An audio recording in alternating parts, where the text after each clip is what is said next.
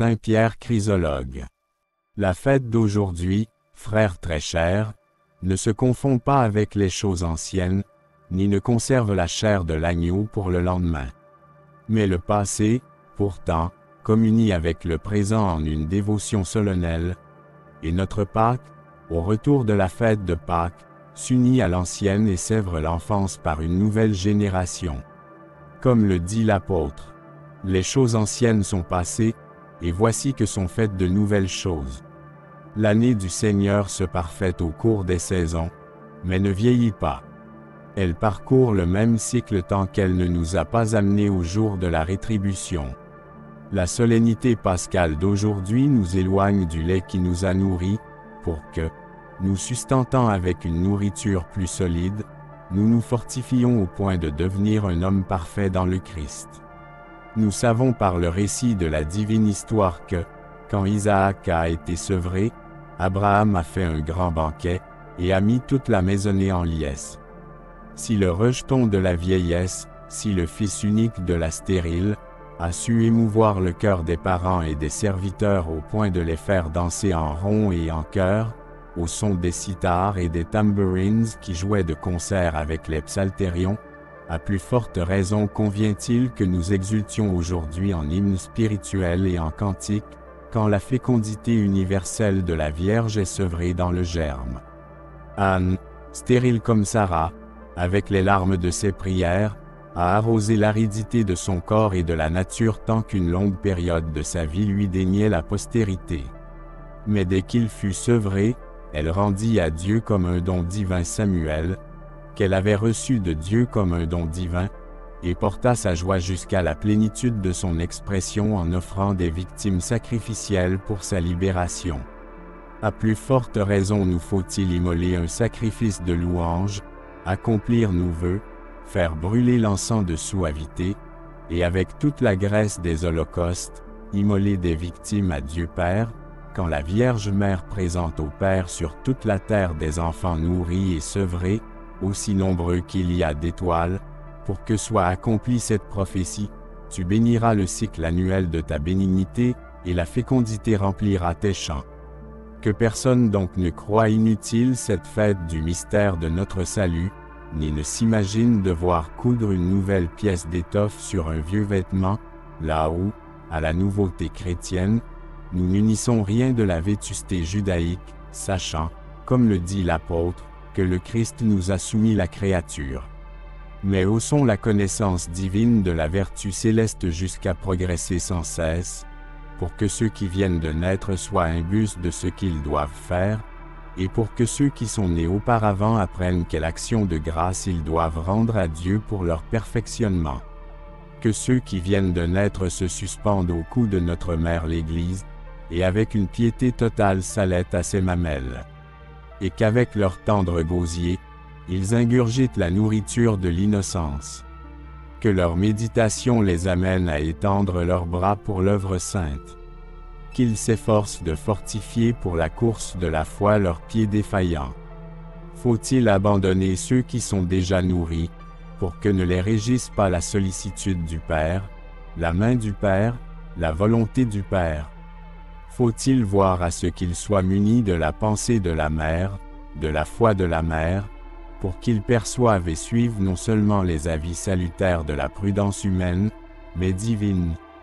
Ainsi Jacob, timide de lui-même, mais rendu audacieux par le conseil de sa mère, s'est avéré plus mystique que rusé quand il a cherché à s'emparer avant le temps de la bénédiction paternelle.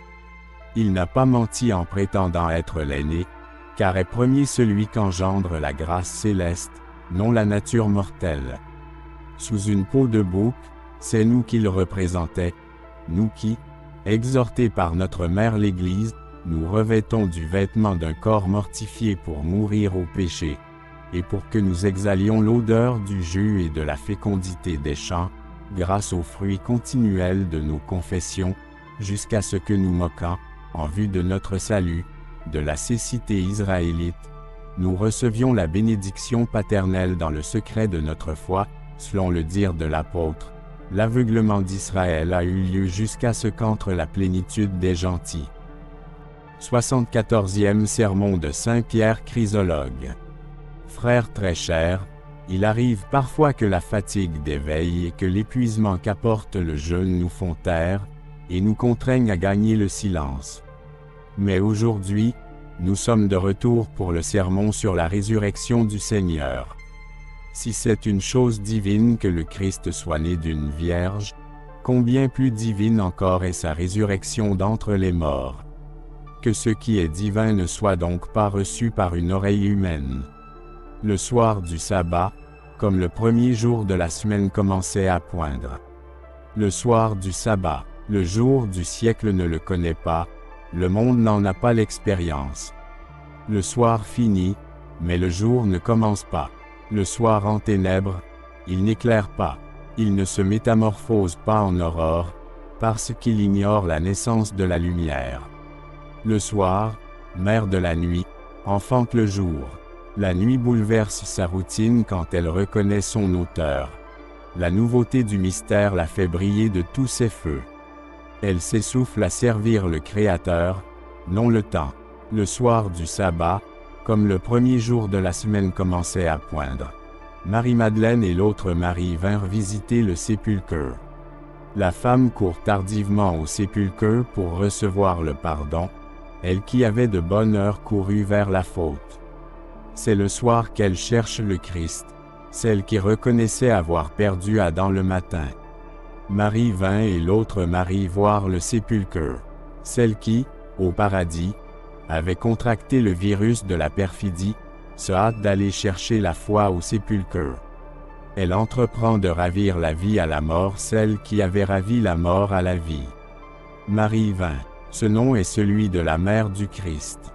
La mère vient donc en son nom, la femme vient, pour qu'elle devienne la mère des vivants, celle qui était devenue la mère des mourants. Pour que soit accompli ce qui avait été imploré, voilà la mère de tous les vivants. Marie vint et l'autre Marie. Il ne dit pas elles vinrent, mais elle vint. Elle vint elle-même mais dans une autre. Une autre vint, mais c'était elle-même. Pour que la femme soit transformée par la vie, non par le nom, par la vertu, non par le sexe, et pour que soit la messagère de la résurrection celle qui avait été l'entremetteuse de la faute et de la ruine. Marie vint voir le sépulcre, pour que la vue du sépulcre répare celle que la vue de l'arbre avait désaxée, et que l'aspect salutaire du tombeau relève celle que l'aspect charmant de l'arbre avait prostrée. Voici que ce fit un grand tremblement de terre, car un ange du Seigneur descendit du ciel. La terre a tremblé non parce qu'un ange est descendu du ciel, mais parce que le dominateur est monté des enfers. Voici que ce fit un grand tremblement de terre. Le chaos s'ébranle, les plaques tectoniques se fendent, la terre titube, les masses volcaniques frémissent, les fondements de la terre craquent, le Tartare tressaille, les enfers sont sur un pied d'alerte. Le sort de la mort est scellé quand, en se dirigeant vers les coupables, elle tombe sur le juge, quand elle porte la guerre sur le Seigneur en voulant établir sa domination sur les esclaves, quand elle se précipite sur Dieu en voulant assaillir les hommes. C'est en toute justice donc que périt la loi du Tartare, que sont abrogés les droits de l'enfer, que le pouvoir de la mort est aboli. Et en punition de sa témérité, il a ressuscité les morts, et pour injurier celui qui en était le spectateur, il a rendu les corps. L'homme retrouve son intégrité, la vie est réparée, et tout s'est accompli par la grâce, parce qu'en s'en prenant à l'auteur de la vie, la mort a outrepassé ses droits. Voici que ce fit un grand tremblement de terre. C'est maintenant qu'il a lieu le tremblement de terre. Oh, si une légère tornade avait alors abattu l'arbre de la mort! Oh, si une nuée de fumée avoir alors embrouillé le regard de cette femme! Oh, si un nuage noir avait entaché la beauté de la pomme létale! Oh, si la main qui touchait des choses défendues avait trembloté! Oh, si la nuit injuste avait enténébré le jour du péché, elle aurait alors enlevé les lamentations du monde, et ce qui les accroît, la mort, et finalement l'injure faite au Créateur. Les douceurs de la vie favorisent les vices, les plaisirs mènent au crime, mais l'austérité et la force précèdent les vertus. Car un ange descendit du ciel. À la résurrection du Christ, à la disparition de la mort, les relations sont rétablies entre le ciel et la terre, et la femme qui, avec le démon, eut un entretien mortel, a eu avec l'ange un colloque vital. Car l'ange du Seigneur descendit du ciel et renversa la pierre. Il ne dit pas qu'il fit rouler la pierre, mais qu'il la renversa, car ce qui était enroulé, le serpent, a été témoin de la mort, mais ce qui a été renversé, la pierre, a attesté la résurrection. Bienheureuse Pierre qui mérita de dévoiler et de voiler le Christ. Bienheureuse qui n'a pas moins ouvert les cœurs que le sépulcre. Bienheureuse qui donne la foi en la résurrection, qui atteste que la chair divine a ressuscité. Ici, l'ordre des choses est renversé.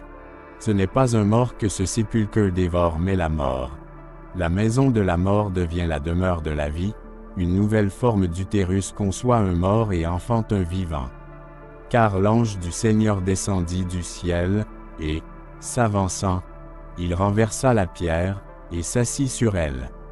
Quelle raison l'ange avait-il de s'asseoir, lui qui ne pouvait se fatiguer?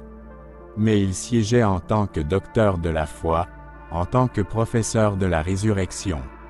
Il était assis sur la pierre, pour que la solidité du siège donne aux croyants la fermeté.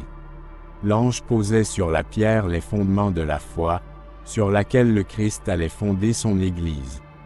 Car il a dit, « Tu es pierre et sur cette pierre, je bâtirai mon Église. » Son aspect était comme celui de l'éclair, et ses vêtements étaient semblables à la neige.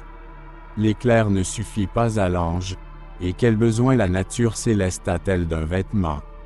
Mais une telle splendeur témoignait de l'aspect et de la forme de notre résurrection, parce que ceux que le Christ ressuscite sont transmutés dans la gloire du Christ.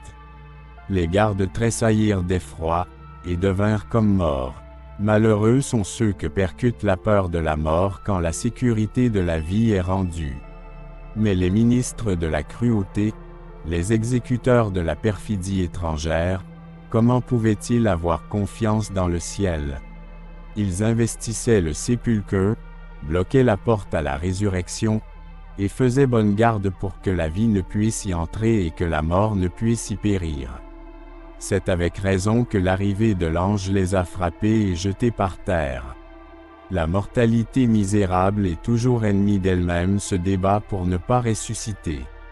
Il convenait d'ouvrir le sépulcre et d'apporter tout ce qui facilitait la résurrection pour que le fait apparaisse dans tout ce qu'il avait de prodigieux, pour que l'espoir naisse de cet exemple, pour que la réalité soit retournée en sens contraire, pour que naisse la foi dans la vie à venir. C'est le comble de la folie à l'homme de ne pas croire dans ce qui constitue ses rêves les plus chers. Que suffise aujourd'hui ce que nous avons dit des gardes. Pour n'être pas trop long aujourd'hui, nous dirons plus tard ce sur quoi porte notre foi, avec l'aide de notre Seigneur Jésus-Christ qui vit et règne avec le Père, Dieu pendant les siècles des siècles. 75e sermon de Saint Pierre Chrysologue. Autant pour vous que pour moi ce sermon est celui d'un pèlerin. Mais priez, mes frères, que, puisque Dieu m'a rendu à vous, il daigne me redonner la prédication.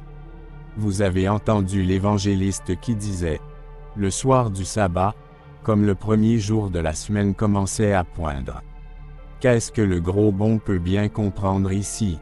Qu'est-ce que saisit ici la sagesse humaine? Un soir lumineux, le soir ne finit pas en ébauchant le jour. Il n'enfante pas la lumière mais les ténèbres. Mais ici l'auteur des éléments bouleverse l'ordre des éléments, pour que dans la résurrection du Seigneur, tu ne vois que du divin, et rien d'humain. À la résurrection du Christ, le soir est lumineux pour les fidèles, et le jour sans ténèbres pour les infidèles. Pour les disciples, la nuit est changée en jour, pour les Juifs, le jour est converti en nuit. À partir de la 6e heure, les ténèbres couvrirent la terre entière jusqu'à la 9e heure. De façon à ce que le jour se soit obscurci en plein midi, pour que s'accomplisse ce qui avait été écrit, le soleil se couchera pour eux le midi. Il se couchera pour les Juifs, et aussi pour nous. La nuit sera illuminée comme le jour. Le soir qui sombre dans des ténèbres profondes, se magnifie et se sublime en lumière. Et de toute sa splendeur, il remplit les cœurs des mortels du Christ ressuscité des enfers. Le soir du sabbat, parce que le sabbat est ennobli par le Christ, non détruit. Je ne suis pas venu pour détruire la loi, mais pour la porter à sa perfection. Le sabbat est illuminé pour qu'il scintille le dimanche, pour que brille dans l'Église ce qui dans la synagogue avait été assombri par les Juifs obscurantistes. Marie-Madeleine vint et l'autre Marie visiter le sépulcre. Les femmes précèdent les apôtres dans le ministère, celles qui, par le sexe, viennent après les hommes, et selon la hiérarchie, après les disciples. Leur conduite ne rend pas les apôtres moins zélés, puisque ce qu'elles ont apporté au sépulcre du Seigneur ce n'est pas la condition féminine, mais un type de l'Église. Marie et Marie, l'autre étant semblable à elle-même, et elle-même semblable à l'autre. L'autre Marie qui est la même c'est Marie, la mère du Christ. Un seul nom se dédoble en deux femmes, parce que, ici, l'Église qui vient de deux peuples, est une seule et même Église figurée en deux peuples, les gentils et les juifs, parce que les premiers sont les derniers et les derniers les premiers. Marie vient au sépulcre, elle vient à l'utérus de la résurrection. Elle vient à l'enfantement de la vie, pour que le Christ naisse de nouveau du sépulcre de la foi, lui qui avait été engendré du ventre de la chair, et que le sépulcre scellé rende à la vie éternelle celui que la virginité scellée avait apporté à la vie présente. Si c'est un prodige inouï de la divinité d'avoir maintenu inviolée la virginité après l'enfantement, ce n'est pas un prodige moins étonnant d'être sorti avec un corps d'un sépulcre hermétique. Tu vois qu'elles étaient venues non pour s'enquérir du Seigneur mais du sépulcre. Elles ne cherchaient pas parmi les morts celui qui était vivant, elles qui croyaient déjà que le Seigneur était ressuscité. Car l'ange du Seigneur descendit du ciel, et s'avançant, renversa la pierre. Il a renversé la pierre non pour faciliter l'évasion de Jésus, mais pour montrer au monde que le Seigneur était déjà ressuscité. Pour donner à ses compagnons de service la foi suffisante pour croire, non pour aider le Seigneur à ressusciter. Il renverse la pierre, et déroulé ou renversé, en vue de la foi ce qui avait été enroulé en vue de la perfidie. Il renverse la pierre, ou déroule, pour que le titre de la vie soit le même que celui qu'avait accepté de tenir le gardien de la mort. Priez mes frères pour que l'ange descende maintenant, et qu'il renverse toute la dureté de notre cœur, qu'il défenestre nos sens et qu'il atteste à nos esprits que le Christ est ressuscité. Car comme le cœur est un ciel là où vit et règne le Christ, de la même façon il est un sépulcre là où le Christ est mort et enseveli. On croit que la mort du Christ a eu lieu mais qu'elle a passé outre, qu'elle est allée au-delà. Le Christ homme a souffert, est mort et a été enseveli. Le Christ Dieu est, vit, règne, demeure et continue à être. Écoute l'apôtre qui dit, « Même si nous avons connu le Christ selon la chair, nous ne le connaissons plus maintenant ainsi. Ce qui est mort au péché est mort une seule fois, ce qui vit vit en Dieu, ce qui veut dire que Dieu vit. » Et s'avançant, il renversa la pierre et s'assit dessus. Il s'est assis pour enseigner la résurrection, non pour se reposer d'une fatigue. La nature céleste ignore la lassitude, ne connaît pas le labeur. Mais la pierre est devenue le siège d'une catéchèse évangélique, la chaire de la doctrine céleste, l'école de la vie, parce que les Juifs en avaient fait la porte de la mort, le service de la cindre, la tristesse du silence. Son aspect était comme l'éclair et ses vêtements étaient semblables à de la neige. La clarté du visage est distincte de la blancheur des vêtements, et la face est comparée à un éclair, tandis que le vêtement de l'ange est comparé à de la neige, parce que l'éclair vient du ciel et la neige de la terre. Écoute le prophète qui dit, « Louez de la terre le Seigneur feu, grêle et neige. » Dans la face de l'ange donc, est conservée la clarté de la nature céleste. Dans le vêtement, est figurée la grâce de la communion avec l'humanité. Et l'aspect de l'ange qui parle est adouci pour que les yeux charnels supportent facilement la clarté tamisée des vêtements, et que dans l'éclat du visage ils craignent et révèrent le messager de l'auteur. Les gardes tressaillirent d'effroi. Pourquoi sont-ils épouvantés? Parce qu'ils le gardaient avec le fanatisme de la cruauté plutôt qu'avec la déférence respectueuse de la piété. Il saccage, il détruit, mais ne peut pas demeurer stable celui que la conscience a détrôné et que le crime pousse à l'agitation. Voilà pourquoi l'ange culbute les impies, converse avec les pieux et les console. N'ayez pas peur, vous autres, ce qui veut dire que les autres craignent, que ceux qui cherchent le Christ ne craignent pas, mais que craignent ceux qui le persécutent. Ne craignez pas vous autres, car je sais que le Jésus que vous cherchez est ressuscité. Il n'est point ici, ce qui signifie, je suis venu pour vous instruire, vous, non pour exhumer celui qui est le Créateur du monde et son Concepteur. Il n'est pas ici, il est ressuscité comme il l'a dit.